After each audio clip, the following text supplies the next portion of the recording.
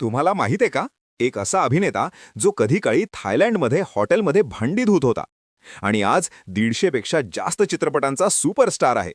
ही story तुम्हाला थक्क करेल. ही आहे राजीव भाटिया ते अक्षय कुमार बनण्यापर्यंतची खरी कहाणी. अक्षय कुमार, ज्याचं खरं नाव राजीव हरिओम भाटिया, 9 सप्टेंबर 1967 ला दिल्लीच्या चांदनी चौकात जन्म. लहानपणापासूनच त्याला अभ्यासापेक्षा स्पोर्ट्स आणि मार्शल आर्ट्सची जास्त आवड होती, म्हणून ते थेट थायलंडला गेला मुई थाय शिकायला.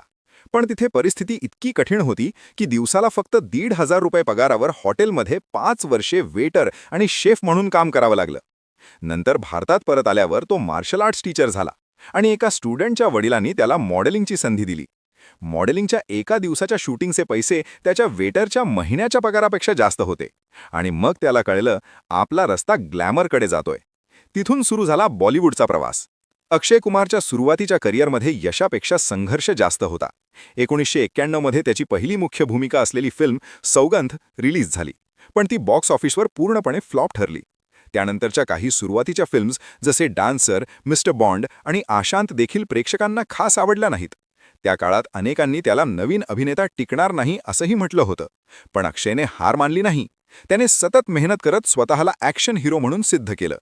पण खऱ्या अर्थाने अक्षय कुमारच्या करिअरला टर्निंग पॉइंट मिळाला तो 1992 मध्ये आलेल्या खिलाडी या चित्रपटामुळे. या सस्पेन्स ॲक्शन फिल्मने बॉक्स ऑफिसवर जबरदस्त यश मिळवलं आणि अक्षय कुमार रातोरात प्रेक्षकांच्या नजरेत आला. त्याच्या ॲक्शन स्टाईल, स्टंट्स आणि स्क्रीन प्रेझेन्समुळे त्याला खिलाडी कुमार अशी ओळख मिळाली. यानंतर मैं खिलाडी तू अनाडी, मोरा आणि सबसे बडा खिलाडी सारख्या हिट चित्रपटांनी त्याची बॉलिवूडमध्ये मजबूत एंट्री झाली आणि त्याचा संघर्षातून सुरू झालेला प्रवास हळूहळू सुपरस्टारडमकडे वळायला लागला. यानंतर अक्षय कुमारने कधीच मागे वळून पाहिलं नाही. ॲक्शन हिरो म्हणून सुरुवात केलेल्या अक्षयने हेराफेरी, भूल भुलैया, वेलकम सारख्या कॉमेडी फिल्म्सपासून ते एअरलिफ्ट, केसरी, टॉयलेट एक प्रेमकथा आणि पॅडमॅन सारख्या सामाजिक विषयांवर आधारित चित्रपटांपर्यंत स्वतःला सतत बदलत ठेवले. आज त्याच्या नावावर 150 पेक्षा जास्त चित्रपट आहेत. त्याला भारत सरकारकडून पद्मश्री 2009 सन्मान मिळाला आणि रुस्तम या चित्रपटासाठी नॅशनल फिल्म अवॉर्डसुद्धा मिळाला.